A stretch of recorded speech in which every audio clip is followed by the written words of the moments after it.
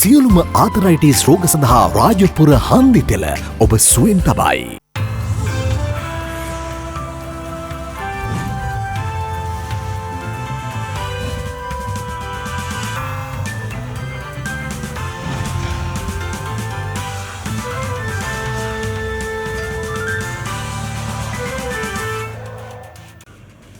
ආයුබෝවන් යථාර්ථවාදීව ලෝකයේ දෙස බලන්නට සත්‍ය සිදුවීම් සම්පින්නනයක පුවත් දිගහැරුම ශ්‍රද්ධා රූපවාහිනී 6:30 ප්‍රධාන ප්‍රවෘත්ති විකාශයේ සමගින් මම භාග්‍ය ධනංජය කොල්ල ප්‍රථමයෙන් අවධානය දවසේ ප්‍රධාන ප්‍රවෘත්ති සිරස්තල වෙත.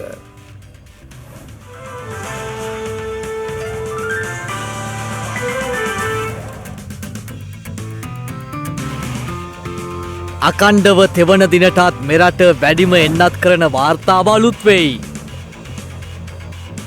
ගුරු සංගම් ආරම්භ කළ වැඩවර්ජනය සිව්වන දිනටත් උද්ඝෝෂකයින්ගේ වගකීම ජනපති පහදයි. රාජ්‍ය සේවකයින්ට නිසි ඇගයීමක් සිදුවිය යුතුයි.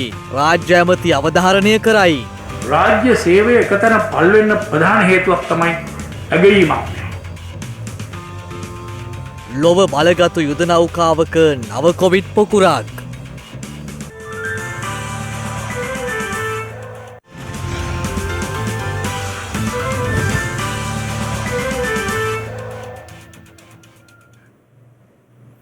මෙරට කොවිඩ් මර්ධන එන්නත් කරන වැඩසටහන යටතේ මේ දක්වා දිනක් තුර ලබා දී ඇති වැඩිම එන්නත් සංඛ්‍යාව ඊයේ දිනේ ලබා දී තිබෙනවා. යනු මෙරට දෛනිකව ලබා දී ඇති වැඩිම කොවිඩ් මර්ධන එන්නත් සංඛ්‍යාවේ වාර්තාව අලුත් වූයේ අකණ්ඩව තෙවන දිනටයි. මෙරට කොවිඩ් මර්ධන එන්නත් කරන වැඩසටහන යටතේ දිනක් තුර ලබාගත් වැඩිම එන්නත් සංඛ්‍යාව ඊයේ දිනේ ලබා දී තිබෙනවා. ඒ අනුව ඊයේ දිනේ එන්නත් මාත්‍රා 3,84,763ක් ජනතාවට ලබා දී ඇති බවයි සෞඛ්‍ය අංශ වාර්තා කරන්නේ. එහිදී සයිනෝෆාර්ම් එන්නතේ පළමු මාත්‍රාව පුද්ගලයන් 3,34,572ක් සඳහාත් සයිනෝෆාර්ම් දෙවන මාත්‍රාව පුද්ගලයන් 35,410ක් සඳහාත් ලබා දී ඇති අතර ෆයිසර් එන්නතේ පළමු මාත්‍රාව 7,416ක් සඳහාත් ස්පුට්නික් එන්නත් මාත්‍රා පුද්ගලයන් 3,365ක් සඳහාත් ලබා දී ඇති බවයි සෞඛ්‍ය අංශ සඳහන් කළේ. මේ අතර වසංගත රෝග විද්‍යාංශයේ වාර්තාවලට අනුව එක් එන්නත් මාත්‍රාවක් හෝ ලබාගෙන ඇති මෙරට සමස්ත පුද්ගලයන් සංඛ්‍යාව මේ වන විට 148 ඉක්මවා ගොස් තිබෙනවා. මේ අතර තවත් සයිනෝෆාර්ම් එන්නත් මාත්‍රා මිලියන 2ක තොගයක් 22 වනදා මෙරටට ලැබෙන බව ඖෂධ නිෂ්පාදන සැපයුම් හා නියාමන රාජ්‍ය අමාත්‍යාංශය පවසනවා. රාජ්‍ය අමාත්‍යවරයා සඳහන් කළේ එම එන්නත් ලැබීමත් සමග මෙරට එන්නත් කරන වැඩපිළිවෙල තවත් වේගවත් කළ හැකි බවයි. එසේම මෙරටට ඇමරිකාවේ නිෂ්පාදිත මොඩර්නා එන්නත් මාත්‍රා මිලියන 1.5ක් හෙට දිනේ ලැබීමට නියමිත බවද පසුගියදා සෞඛ්‍ය අමාත්‍යාංශය නිවේදනය කළා. එම එන්නත් තොගය කොවැක්ස් පහසුකම යටතේ මෙරටට හිමිවන බවයි එම නිවේදනයේ දැක්වුණේ.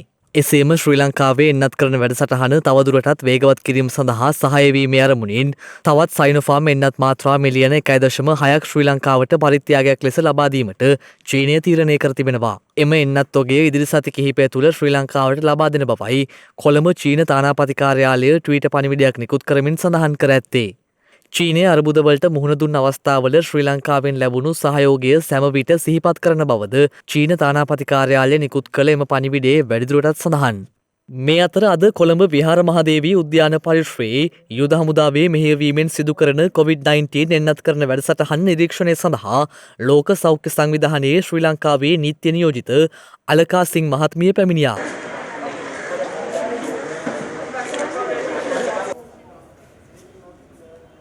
මෙහිදී මාධ්‍ය වෙත අදහස් දක්වමින් අලකා සිං මහත්මිය සඳහන් කළේ ශ්‍රී ලංකාවේ COVID-19 එන්නත් කරන වැඩපිළිවෙල ඉතා සාර්ථක හා සිත් ගන්නා සුළු බවයි. එන්නත් කරන වැඩපිළිවෙල සඳහා ශ්‍රී ලංකාව හොඳ උත්සාහයක් ගනිමින් සිටින අතර ජනතාවට එන්නත් ලබා ගැනීමට පහසු වන පරිදි එම ක්‍රියාවලිය සකස් කර තිබෙන අතර ඊට සුදුසු පරිසරයක්ද යොදා ගැනීම පිළිබඳව ඇය එහිදී යගය කර තිබෙනවා. ලෝක සෞඛ්‍ය සංවිධානය ලෙස ඔවුන්ද බලාපොරොත්තු වන්නේ මෙවැනි වැඩපිළිවෙලක් බවයි ඒ මහත්මිය එහිදී සඳහන් කර ඇත්තේ. ලෝක සෞඛ්‍ය සංවිධානයේ නිර්දේශ අනුව මෙලෙස සිදුවන ක්‍රියාවලිය එම සංවිධානය ඉතා සාදරයෙන් පිළිගන්නා බවද ඇය වැඩිදුරටත් සඳහන් කළා.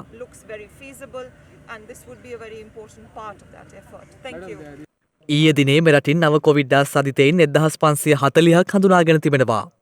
ඒත් සමග මෙරට සමස්ත කොවිඩ් ආසාදිතයින් සංඛ්‍යාව දැක්වුණේ 2,79,059ක් ලෙසයි.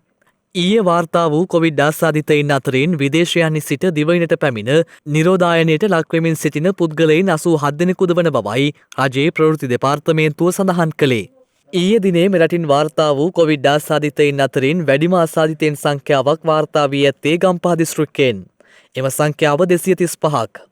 මීට අමතරව කොළඹ දිස්ත්‍රික්කයෙන්ද කොවිඩ් නව ආසාදිතයින් 232ක් වාර්තා වී තිබෙනවා. තවද කළුතර දිස්ත්‍රික්කයෙන් වාර්තා වූ ආසාදිතයින් සංඛ්‍යාව 157ක්. මේ අතර ඩෙල්ටා කොවිඩ් වෛරස් ප්‍රභේදයේ ආසාදනය වූ තවත් සාම්පල 19ක් හඳුනාගෙන තිබෙනවා. කොළඹ පිළියන්දල කිලිනොච්චිය සහ යාපනය ප්‍රදේශවලින් ලබාගත් සාම්පලවලිනුයි එම ඩෙල්ටා කොවිඩ් ප්‍රභේදය හඳුනාගෙන ඇත්තේ. මේ අතර පූර්ණ කොවිඩ් එන්නත් කරණය ලැබූ විදේශ සංචාරකයින් පළමු දිනේ කොවිඩ් පරීක්ෂණයෙන් ආසාදිතයෙකු නොවන බව තහවුරු වේ නම් ඔවුන්ට නිරෝධායනයකින් තොරව දිවයිනේ ඕනෑම ප්‍රදේශයක සංචාරය කිරීමට අවස්ථාව හිමිවන බව සංචාරක අධිකාරිය පවසනවා. කෙසේ නමුත් ඔවුන් සෞඛ්‍ය අමාත්‍යාංශයේ අනුමත කළ පරීක්ෂණාගාරයකින් සංචාරයේ 7 වන දිනේදී නැවතත් කොවිඩ් පරීක්ෂණයක් සිදු කරගත යුතු බවයි එමගින් සඳහන් කර ඇත්තේ. එමෙන්ම සියලු සංචාරකයින් දිවයිනට පැමිණීම සඳහා ගුවන්ගත වීමට පැය 72කට පෙර ලබාගත් කොවිඩ් පරීක්ෂණයකින් ආසාදිතයෙකු නොවන බවට ලියකියවිල්ලකින් සහතික කළ යුතු වනවා. මේ අතර නිරෝධායන නීති කඩ කළ පුද්ගලයින් 43000කට මේ වන විට නඩු පවරා ඇති බවයි පොලිසිය සඳහන් කළේ. ඒ අනුව පොලිස් මාධ්‍ය ප්‍රකාශක ජ්‍යෙෂ්ඨ නියෝජ්‍ය පොලිස්පති අජිත් රෝහණ මහතා සඳහන් කළේ තවත් 7000කට ඉදිරියේදී නඩු පැවරීමට නියමිත බවයි. පසුගිය ඔක්තෝබර් 30 වෙනිදා සිට මේ දක්වා කාලය තුල නිරෝධායන නීති උල්ලංඝනය කිරීම හේතුවෙන් අත්අඩංගුවට ගෙන ඇති පුද්ගලයන් සංඛ්‍යාව දැක්ුණේ 50027ක් ලෙසයි. ඊයේ දිනේ පමණක් 190 දෙනෙකු අත්අඩංගුවට ගත් බවයි පොලිස් මාධ්‍ය ප්‍රකාශකවරයා වැඩිදුරටත් සඳහන් කළේ. ඔක්තෝබර් 30 දිනයි නිරෝධායන ගැසට් පත්‍රයේ අදාළ රෙගුලාසි ක්‍රියාත්මක කිරීම ආරම්භ කළේ. ඒ අනුව අද දිනය වන විට ප්‍රථම වරට අත්අඩංගුවටගත් සැකකරුවන්ගේ සංඛ්‍යාව 50000 ඉක්මවා තිබෙනවා. මෙම මෙහෙයුම් තවදුරටත් ක්‍රියාත්මක කරන අතර පළාත් අතර සංචරණ සීමාව ඒ ආකාරයටම ක්‍රියාත්මක වෙනවා. ඊයේ දිනේත් බස්නාහිර පළාත තුලට හෝ බස්නාහිර පළාතෙන් පිටතට යාමට උත්සාහ කර පුද්ගලයන් 928 දෙනෙක් පමණ අපසු හරවා යවා තිබෙනවා. අවවාද කිරීමෙන් අනතුරුව මේ අතර ප්‍රායෝගික නොවන සංචරණ සීමා නිර්ණායක හේතුවෙන් බස් රථ මගීන් දැඩි ලෙස අසරණ වී ඇති බව සමස්ත ලංකා පෞද්ගලික බස් රථ හිමියන්ගේ සංගමය පවසනවා. ඊයේ දිනේදී බස් රථ ගණනාවක් කොළඹින් බැහැර සිට ආවා. නමුත් බස් රථ ධාවනය කරන්න ඉඩ ලබා දුන්නේ නැහැ. මගදී බස් රථ නැමැත්තුවා. ඉතින් රස්සාවට එන්න දෙන්නේ නැති පුද්ගලයාට එන්න දෙන්නේ නැත්නම් මගින් නවත්තලා වෙන බස් එකක එනවා නම් ඒක ඉතින් ප්‍රායෝගික නැහැ. ඉතින් කොරෝනා එන්නේ නැද්ද? බස් එකටද කොරෝනා ඇදලා තියෙන්නේ. නමුත් අපි පැහැදිලිව කියන්නේ මේවැනි වැරදි සහගත ඒ සෞඛ්‍ය අමාත්‍යාංශයෙන් ලබා දෙන ඒ නිර්ණායකයන් වහාම ඉවත් කරලා අපේ බස් රථවලට ධාවනය කිරීම සඳහා ඉඩකඩ ලබා දෙන්න. මේ වන විට වෛරසය ආසාදිතව රෝහල්වල ප්‍රතිකාර ලබන සමස්ත පුද්ගලයන් සංඛ්‍යාව 21495ක් වන අතර වෛරසය ආසාදිතව සිට සුවය ලැබූ සමස්ත පුද්ගලයන් සංඛ්‍යාව දැක්වෙන්නේ 253953ක් ලෙසයි. මෙතන ඉන්දියාවෙන් ප්‍රථම වරට වාර්තා වූ කොවිඩ් ආසාදිතයාට නැවත වරක් කොවිඩ් ආසාදනය වී තිබෙනවා. ඉන්දියාවේ පළමුවරට කොවිඩ් ආසාදිත බවට හඳුනා ගැනුණු පුද්ගලයාට නැවත වරක් කොවිඩ් ආසාදිත බවට තහවුරු වී තිබෙනවා. පසුගිය වසරේ ජනවාරි 30 වන දින ඉන්දියාවෙන් පළමුවරට කොවිඩ් ආසාදිතයෙකු හඳුනාගත් අතර ඒ චීනයේ වූහාන් විශ්වවිද්‍යාලයේ උසස් අධ්‍යාපනය හදාරා නැවත ඉන්දියාවට පැමිණි ශිෂ්‍යාවක්. අද උදෑසනින් අවසන් වූ පැය 24 තුළ ඉන්දියාවෙන් කොවිඩ් ආසාදිතයින් 41806ක් වාර්තා වී ඇති අතර ඒ අනුව සමස්ත ආසාදිත සංඛ්‍යාව 3,09,87,880ක් දක්වා ඉහළ ගියා. එමෙන්ම ඊයේ දිනේ වාර්තා වූ කොවිඩ් මරණ සංඛ්‍යාව 581ක් වන බවයි එරට මාධ්‍ය වාර්තා පෙන්වා දෙන්නේ. ඒත් සමග ඉන්දියාවේ සමස්ත කොවිඩ් මරණ සංඛ්‍යාවද 4,12,000 ඉක්මවා ගොස් තිබෙනවා. ඒ අනුව ඊයේ දිනේ වාර්තා වූ ආසාදිතයින් සංඛ්‍යාව පෙර දිනයට සාපේක්ෂව 7.7% වැඩිවීමක් පෙන්නුම් කරන බවයි ඉන්දිය සෞඛ්‍ය අමාත්‍යාංශය සඳහන් කළේ. මේ අතර ලොව බලගත්තු යුද නෞකාවක් ලෙස සැලකෙන බ්‍රිතාන්‍යයේ රාජකීය නාවික හමුදාවට අයත් කුවීන් එලිසබෙත් නෞකාවේ නාවිකයින් විශාල පිරිසකට COVID-19 වෛරසය ආසාදනය වී තිබෙනවා. විදෙස් මාධ්‍ය වාර්තා කළේ යුද ගුවන් යානා ගෙන යා හැකි එම නෞකාවේ සේවයේ නියුතු නාවිකයින්ගෙන් 100ක් පමණ මේ වන විට කොවිඩ් ආසාදිතයින් බවට හඳුනාගෙන ඇති බවයි. එම යාත්‍රාව ඇතුළු යාත්‍රා කිහිපයක් ලොව රටවල් කිහිපයක් වෙත යාමට නියමිතව ඇති අතර එම ගමනට එක්ව සිටින වෙනත් නැව් කිහිපයකින්ද ආසාදිතයින් හඳුනාගෙන තිබෙනවා. ඒ පිළිබඳව අදහස් දැක් වූ එක්සත් රාජධානියේ ආරක්ෂක ලේකම් බෙන් වෝලස් සඳහන් කර ඇත්තේ එම ගමනට එක්ව සිටින සියලුම නැවියන්ට එන්නත් මාත්‍රා දෙකම ලබා දී ඇති බවයි. එමෙන්ම වසංගතය පාලනයට ගත හැකි සියලුම පියවර මේ වන විට ගෙන ඇතැයිද ඔහු අවධාරණය කර තිබෙනවා.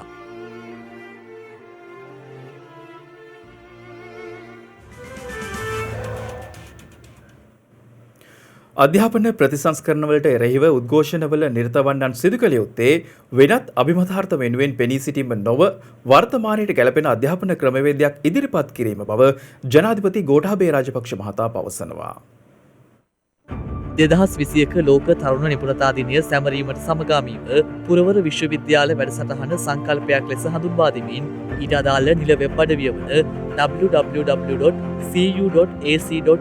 යන වෙබ් අඩවිය විවෘත කිරීම අද පෙරවරුවේ ජනාධිපති ගෝඨාභය රාජපක්ෂ මැතිතුමාගෙන් ජනාධිපති කාර්යාලයේදී සිදු වුණා. නව තාක්ෂණය සමග රැකියා වෙළඳපොළ ඉලක්ක කරගනිමින් කුසලතාපූර්ණ උපාධිධාරීන් බිහි කිරීම අරමුණු පෙරදැරිව පුරවර විශ්වවිද්‍යාල දිවයින පුරා සියලු දිස්ත්‍රික්ක ආවරණය කරන පරිදි ස්ථාපිත කිරීමටයි නියමිතව ඇත්තේ. ඒ අනුව නිවේදනයක් නිකුත් කරමින් ජනාධිපති මාධ්‍යාංශය සඳහන් කළේ උසස් පෙළ විභාගයෙන් අනතුරුව විශ්වවිද්‍යාල ප්‍රවේශය සඳහා සුදුසුකම් ලබන පිරිසෙන් 80%කට විශ්වවිද්‍යාල ප්‍රවේශය අහිමි වන බවයි. ඒ අතරින් ආර්ථික හැකියාව සතු සිසුන් පෞද්ගලික හෝ විදෙස් විශ්වවිද්‍යාල සඳහා යොමු වන අතර උසස් පෙළ සමත් එහෙත් ආර්ථික ශක්තියක් නොමැති කුසලතා පූර්ණ දරුවන්ට රැකියා වෙළඳපොළට සරිලන උපාධියක් පිරිනැමීම පුරවර විශ්වවිද්‍යාල වැඩසටහනේ අපේක්ෂාව බවයි. ඒ අනුව ඒ දිස්ත්‍රික්කයන්ට ආවේනික මෙන්ම දේශීය සහ ගෝලීය රැකියා වෙළඳපොළට සරිලන විෂය නිර්දේශයක් මත උපාධි පාඨමාලා සැකසීම මෙහි විශේෂත්වය වනවා. තරුණ විරැකියාව 2014 වසරේදී 4% දක්වා පහතට පැමිණියද 2019 වන විට එය 16% දක්වා ඉහළ ගොස් ඇතැයි තරුණ හා ක්‍රීඩා අමාත්‍ය සහ ඩිජිටල් තාක්ෂණ හා ව්‍යවසාය සංවර්ධන රාජ්‍ය අමාත්‍ය නාමල් රාජපක්ෂ මහතා හිදී සඳහන් කර තිබෙනවා. පවතින ගෝලීය තත්ත්වයේ මත තරුණ විරැකියාව 30% දක්වා ඉහළ යා හැකි බව පෙන්වා දුන්නේ මහතා උපාධිය තුලින් නිපුණතා පිරි තරුණයෙකු බිහිවිය යුතු බවයි සඳහන් කර ඇත්තේ. උපාධියක් ලබා ගන්නා බහුතරයක් රජයේ රැකියාවක් අපේක්ෂා කළද රජයේ වගකීම විය යුත්තේ රැකියා සැපයීම නොව රැකියා නිර්මාණය කරන පුළුල් ආර්ථික පසුබිමක් සැකසීම බවයි එහිදී ජනාධිපතිවරයා සඳහන් කළේ. එමෙන්ම එහිදී ජනාධිපතිවරයා පෙන්වා දී ඇත්තේ අධ්‍යාපන ප්‍රතිසංස්කරණවලට එරෙහිව උද්ඝෝෂණවල නිරත වන්නන් සිදු කළ යුත්තේ වර්තමානයට ගැලපෙන අධ්‍යාපන ක්‍රමවේදයක් ඉදිරිපත් කිරීම මිස දේශපාලන අභිමතාර්ථ වෙනුවෙන් පෙනී සිටීම නොවන බවයි. මේ අතර ඔන්ලයින් ඉගැන්වීම් වලින් ඉවත් වෙමින් ගුරු සංගම් ආරම්භ කළ වර්ජනය අද දිනේත් ක්‍රියාත්මකයි. මෙම වෘත්තීය ක්‍රියාමාර්ගයට අදට දින 4ක් වනවා. ගුරු වෘත්තීය සමිති පවසන්නේ සිය ඉල්ලීම් පිළිබඳව රජය මේ දක්වා නිසි ප්‍රතිචාරයක් නොදැක්වීම වැඩ වර්ජනය අඛණ්ඩව සිදු කිරීමට හේතු වී ඇති බවයි. කොතලාවල පනතට එරෙහිව විරෝධතා පැවැත් වූ ගුරු සංගම් නායකයින් අත්අඩංගුවටගෙන බලහත්කාරයෙන් නිරෝධායනයට යොමු කිරීමට එරෙහිව ලංකා ගුරු සංගමය ලංකා ගුරු සේවා සංගමය ඇතුළු වෘත්තීය සමිති 14ක් එක්ව මෙම වැඩ වර්ජනය දියත් කර තිබෙනවා. මේ හේතුවෙන් අද දිනේත් සමහර ප්‍රදේශවල සිසුන්ගේ ඔන්ලයින් අධ්‍යාපන කටයුතු සම්පූර්ණයෙන්ම නැහිටියා. අපිට අහන්න තියෙන දරුවන්ගෙන් පරිගන්නේ අපිද එමෙත්තා අධ්‍යාපන අමාත්‍යාංශයද කියලා. වර්ජන ක්‍රියාමාර්ගයට එළඹිලා අද යන්නේ 4 වෙනි දවස. හැබැයි මේ වෙනතෙක් අධ්‍යාපන අමාත්‍යාංශය කිසිම ප්‍රතිචාරයක් දක්වලා නැහැ මේ සම්බන්ධයෙන්. ගුරුවරු උද්ඝෝෂණය කරන්නේ තිය සමිති නායකයන් මර්ධනය කරනවා මේ කොවිඩ් නිරෝධායන නීතීන්ට මුවා වෙලා ඒ මර්ධනය නවත්තන්න කියලා. අනීතිකව රඳවාගෙන ඉන්න ගුරු නායකින්ව නිදහස් කරන්න කියලා. ඒ වගේම නිදහස් අධ්‍යාපන අයිතිය රැකගන්න කියලා ගුරුවරුන්ගේ වැටුප් ගැටලු වලට විසඳුම් දෙන්න. ලංකා ගුරු සංගමය ප්‍රකාශ කළේ කොවිඩ් ආසාදනය වී නොමැති බව තහවුරු වී ඇති වෘත්තීය සමිති නියෝජිතයින් නිරෝධායනයෙන් නිදහස් කරන්නේ නම් පමණක් අධ්‍යාපන අමාත්‍යවරයා සමග සාකච්ඡාවකට සූදානම් බවයි. ගුරු මෑණිවරුන්ගේ ගුරු පියවරුන්ගේ වෘත්තීය සමිතිවල ප්‍රධානියා මහමගට බැහැලා සෞඛ්‍ය මාර්ගෝපදේශන කඩ කරනකොට අප කොහොමද දරුවන්ට කියන්නේ සෞඛ්‍ය මාර්ගෝපදේශන පිළිපදින්න කියලා. ඒ නිසා දේශපාලන පක්ෂවල උවමනාව මත ඔවුන්ගේ මෙහෙයවීම මත මේ කරන ඊනියා වෘත්තීය සමිති සටන් දෙයනේ නවත්තන්න යම්කිසි මට්ටමකට මේ කොවිඩ් රෝගය අපි පාලනය කරගන්නා තුරු ඒ කාරණා නවත්තන්න කියලා අපි ඉල්ලා සිටිනවා. දඩ ගෙවීම සම්බන්ධයෙන් පුද්ගලයන්ට ඇතිවන අපහසුතා මගහරවාලීම සඳහා වාහන දඩ මුදල් විද්‍යුත් ක්‍රමයට ගෙවීමේ නව ක්‍රමවේදයක් ළඟදීම හඳුන්වා දීමට පියවර ගන්නා බව ජ්‍යෙෂ්ඨ නියෝජ්‍ය පොලිස්පති අජිත් රෝහණ මහතා පවසනවා. දුරගමන් යෑමේදී පුද්ගලයෙකුට කිසියම් රථවාහන දඩමුදලකට යටත්වීමට සිදුවහොත් ඒ වෙනුවෙන් මේ වන විට ක්‍රියාත්මක වන තත්ත්වය සාර්ථක නොවන බව ජ්‍යෙෂ්ඨ නියෝජ්‍ය පොලිස්පති අජිත් රෝහණ මහතා පවසනවා. ඒ අනුව ඒ මහතා සඳහන් කළේ ඒ වෙනුවට දඩමුදල් විද්‍යුත් ක්‍රමයට ගෙවීමේ නව ක්‍රමවේදයක් ළඟදීම හඳුන්වා දීමට බලාපොරොත්තු වන බවයි. දඩමුදල් ඉලෙක්ට්‍රොනිකව ගෙවීමේ ක්‍රමවේදය.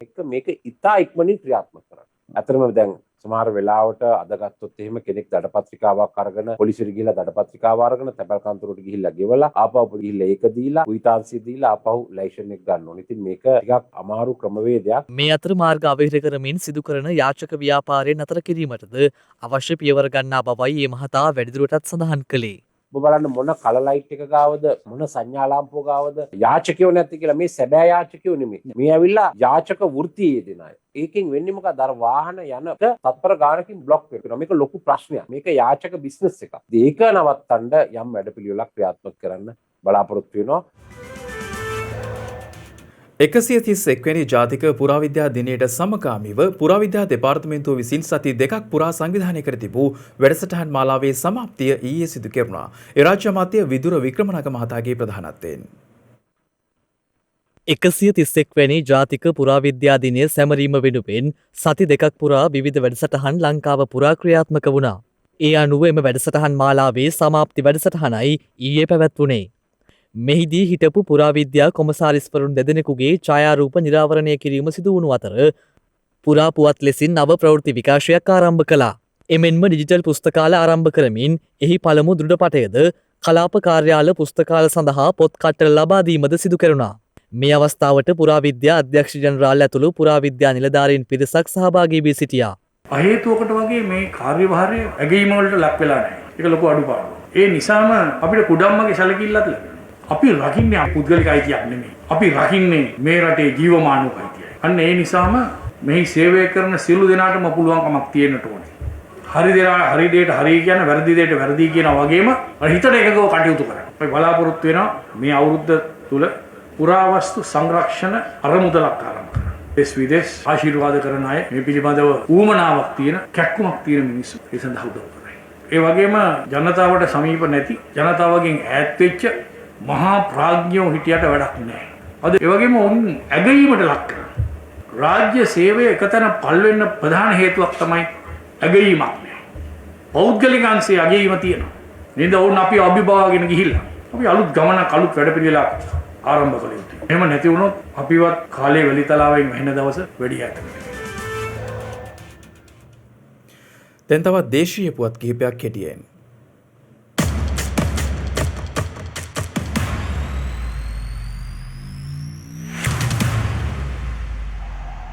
නායෑමේ අවදානමක් හේතුවෙන් ජාතික ගොඩනැගිලි පර්යේෂණ ආයතනයේ නිර්දේශ මත ගිනිගත් හේන රංජුරාව සඳසිරිගම ප්‍රදේශයේ නිවාස 12ක පදිංචි පවුල් 13ක් වහම ක්‍රියාත්මක වන පරිදි එම ප්‍රදේශයෙන් ඉවත් කර තිබෙනවා.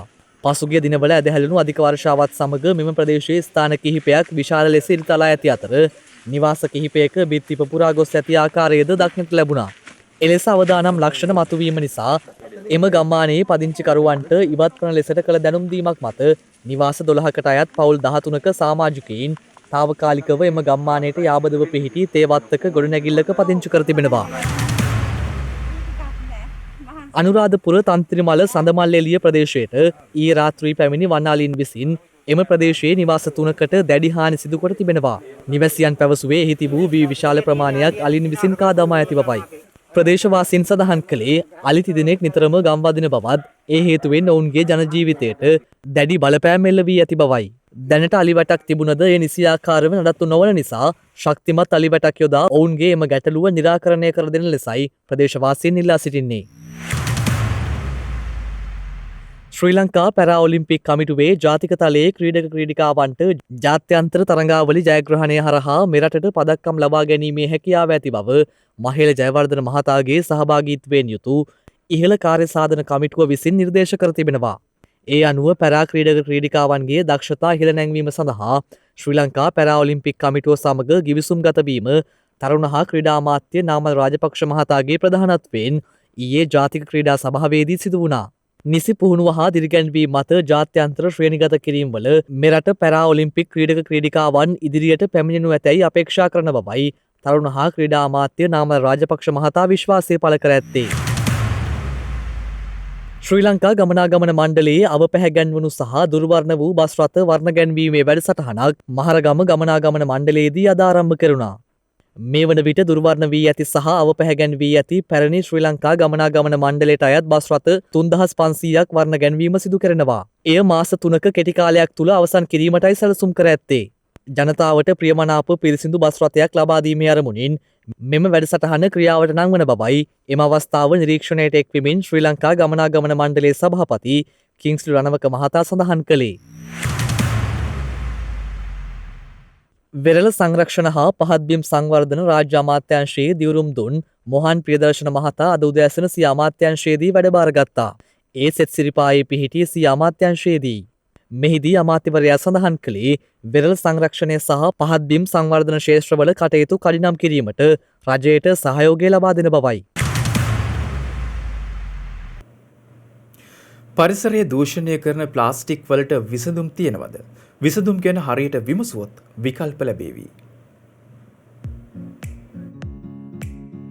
පරිසර දූෂණය ලෝකයේ මුහුණ දෙන ප්‍රබල ගැටලුවක් බව අපි ආයෙත් මතක් කරන්න ඕනේ නැහැ. තවමත් අපි එක එක විසඳුම් පරිසර දූෂණය අවම කරන්න සොයද්දී ප්ලාස්ටික් කියන්නේ ඒට බාධා කරන ප්‍රධාන දෙයක්. හැබැයි මේ කියන්නේ බිම්මල් වල කතාවක්. ඔබ දන්නවද බිම්මල් ප්ලාස්ටික් වෙනුවට ආදේශකයක් විදියට යොදා ගන්න පුළුවන් කියලා? බිම්මල් වල අපි දකින්නේ පොළවෙන් හෝ ශාකකඳකින් ඉහළට මතුවන කොටස විතරයි. හැබැයි බිම්මලක වැඩි කොටසක් තියෙන්නේ අපට නොපෙනෙන්න. ඒ පොළව හෝ වෙනත් තාරක ශාකයක් තුළ මුල් වගේ විහිදිලා. අති විශාල ප්‍රදේශයක මේ කොටස විහිදිලා තියෙනවා. ඒක තමයි මයිසීලියම විදියට හඳුන්වන්නේ. මයිසීලියමේ ව්‍යාප්තියට සීමාවක් නැහැ. අවශ්‍ය පරිසර තත්ත්වය නිර්මාණය වුණොත් ඕන තරම් හැදෙනවා. එනිසාම විද්‍යාඥයින් මයිසීලියම් කෘතිමව නිර්මාණය කරන්න සැලසුම් කරලා තියෙනවා. මයිසීලියම් කෘතිමව නිර්මාණය කරන්න කෘෂිකාර්මික අපද්‍රව්‍ය යොදා ගන්නවා. තන්තුමය ශාක කොටස් වල සිට කුඩා දැව පතුරු දක්වා ද්‍රව්‍ය මේ සඳහා භාවිත කරන්න පුළුවන්. ඒවා සමග දිලීර කොටස් ප්‍රමාණයක් මිශ්‍ර කෙරෙනවා. ඉන්පස්සේ මේ සඳහා අවශ්‍ය ක්‍රියාදාමයක් සිදුවනවා. ඉතින් මේ මයිසීලියම් නිෂ්පාදන ප්ලාස්ටික් වෙනුවට ආදේශකයක් විදියට භාවිත කරන්න පුළුවන්. ප්ලාස්ටික් වල තියෙන බරින් අඩුවීම සහ පහසුවෙන් අවශ්‍ය හැඩයකට සකස් කරගත හැකිවීම කියන ගුණ මයිසීලියම් ෆෝම් වලත් තියෙනවා. මේ සියල්ලටම වඩා මයිසීලියම් නිෂ්පාදනයක තියෙන වැදගත්ම ගුණය තමයි දිරාපත්වීමට කෙටි කාලයක් ගැනීම. මේවා භාවිතයෙන් පසු ඉවත දැමීමෙන් කිසිදු පරිසර හානියක් සිදුවන්නේ නැහැ. පසේ දිරාපත්වීම සඳහා ගත වෙන්නේ දින 45ක කාලයක් විතරයි. ප්ලාස්ටික් නිෂ්පාදනයේදීත් පරිසර හානියක් සිදුවනවා. කාබන් ඩයොක්සයිඩ් ඇතුළු අහිතකර වායුන් වායුගෝලයට මුදා හැරීම මේට හේතුව. ඒත් මයිසීලියම් නිෂ්පාදනයේදී නිකුත් වන කාබන් ඩයොක්සයිඩ් ප්‍රමාණය ප්ලාස්ටික් නිෂ්පාදනයට වඩා 90%කින් අවමයි. මයිසීලියම් ෆෝම් නිපදවීමෙන් එන මූලික ඵලය නැවත සැකසීමක් නොකරම ඇසුරුම්කරණය සඳහා භාවිත කරන්න පුළුවන්. ස්වභාවිකවම ඒවා සතුව තියෙන ස්පොන්ජිමය ව්‍යුහය මේට හේතු වෙනවා. ඇසුරුම්කරණය සඳහා භාවිත කිරීමට අමතරව මල්බදුන්, ලාම්පු ආවරණ සහ කුඩා ගෘහ භාණ්ඩ ආදිය නිර්මාණය කරන්නත් මයිසීලියම් අද වන විට භාවිත වනවා. අත්මේ සහ සපත්තු ආදිය වෙනුවටත් දැන් මේ මයිසීලියම් යොදා ගන්න නිෂ්පාදකින් පියවර අරගෙන. මයිසීලියම් තාක්ෂණය අද වෙද්දී ලෝපුරා විවිධ ක්ෂේත්‍රවල විවිධ සමාගම් භාවිත කරනවා. ඒ අතරින් මුල් තැනගත්තේ ඉකොවේටිව් සමාගම. 2006 මේ තාක්ෂණය මුල්වරට හඳුන්වා දෙන්නේ ඔවුන්. ඉතින් මේ ක්‍රමවේදය තවදුරටත් ප්‍රචලිත වුණොත් පරිසර දූෂණයට තියෙන ප්‍රධාන අභියෝගයක් ජය ගන්න ලෝකයට පුළුවන් කියලත් අමුතුවෙන් කියන්න ඕනේ නැහැ.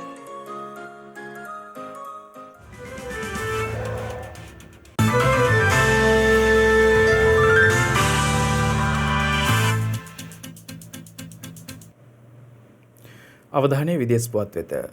කොවිඩ් වසංගතය හමුවේ ලොව පුරා ළමුන්ට අනිවාර්යෙන් ලැබිය යුතු එන්නත් නොලැබීම හේතුවෙන් වැළැක්විය හැකි ළමා රෝග ඉහළ යෑමේ අවධානමක් පවතින බව ලෝක සෞඛ්‍ය සංවිධානය පවසනවා.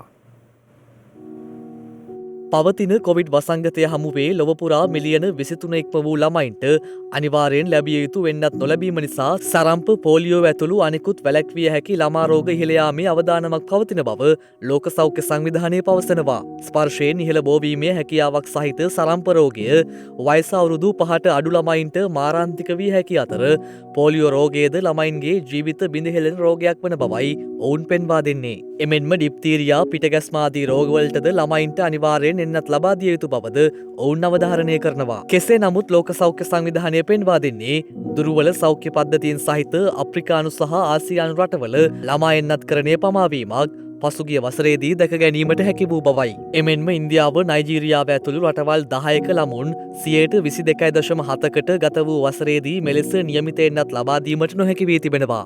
මීට අමතරව ඇෆ්ගනිස්තානය, මාලි, සෝමාලියාව සහ යේමනයේද ළමා එන්නත් කරණය පමාවීම වාර්තා වූ බවයි ලෝක සෞඛ්‍ය සංවිධානය අවධාරණය කර ඇත්තේ. මේ අතර බ්‍රසීල ජනාධිපති ජායර් බොල්සොනාරෝ රෝගී තත්ත්වයක් හේතුවෙන් රෝහල්ගත කර තිබෙනවා. දින 10ක් පුරා පැවති ඉක්කා බැටීමේ තත්ත්වයක් හේතුවෙන් ඔහු රෝහල්ගත කර ඇති බවයි විදෙස් මාධ්‍ය වාර්තා සඳහන් කළේ. ඊයේ දිනේදී ඔහු බ්‍රසීලියාහි වෛද්‍ය මධ්‍යස්ථානයක් වෙත ඇතුළත් කර පසුව වෙනත් රෝහලකට මාරු කර යවා තිබෙනවා. ජනාධිපතිවරයා හට ඉදිරියේදී ශල්‍ය කර්මයක් සිදු කිරීමටද නියමිත බවයි විදෙස් මාධ්‍ය වාර්තා සඳහන් කළේ. මේ අතර උතුරු පාකිස්තානයේ පෙෂාවර්හි බස් රථයක සිදු වූ පිපිරීමකින් පුද්ගලයන් 12 දෙනෙකු ජීවිතක්ෂයට පත්ව තිබෙනවා.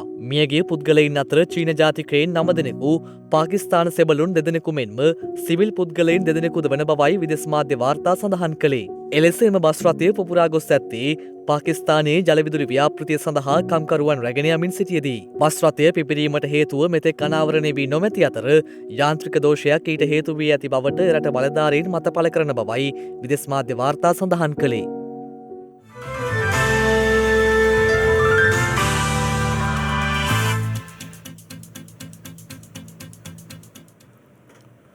දිනක සටහන් නිමවන්නට මත්තෙන් හෙට දවසේ වැදගත්කමටයි මේ අවධානය.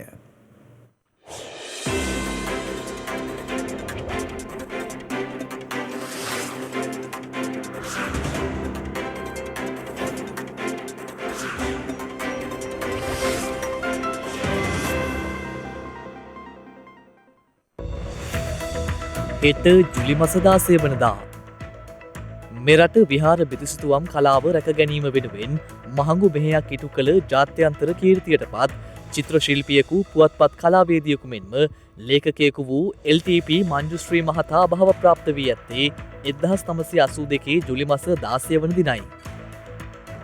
ලොව ප්‍රථම වරට මිනිසුන් පිරිසක් රැගෙන සඳ මතට ගිය ප්‍රථම අභ්‍යවකාශ යානය වන ඇපලෝ 11 යානය ෆ්ලොරිඩාවේ මෙරිට් දූපතේ කෙනඩි අභ්‍යවකාශ මධ්‍යස්ථානයේ සිට අභ්‍යවකාශගත කර ඇත්තේ 1969 ජුලි මස 16 වන දිනයි.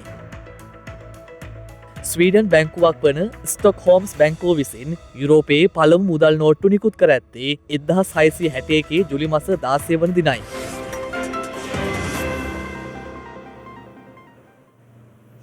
ඒත් සමගින් ශ්‍රද්ධා රූපවාහිනී ප්‍රධාන ප්‍රවෘත්ති විකාශය නිමවට පත් වෙනවා. හමු යමු හෙටත් සවස 6:30ට. තෙරුවන් සරණයි. නම බුද්ධාය. මෙවැනි වැදගත් පුවත් නැරඹීම සඳහා ශ්‍රද්ධා TV News YouTube channel එක subscribe කර සීනුව සලකුණ වන්න.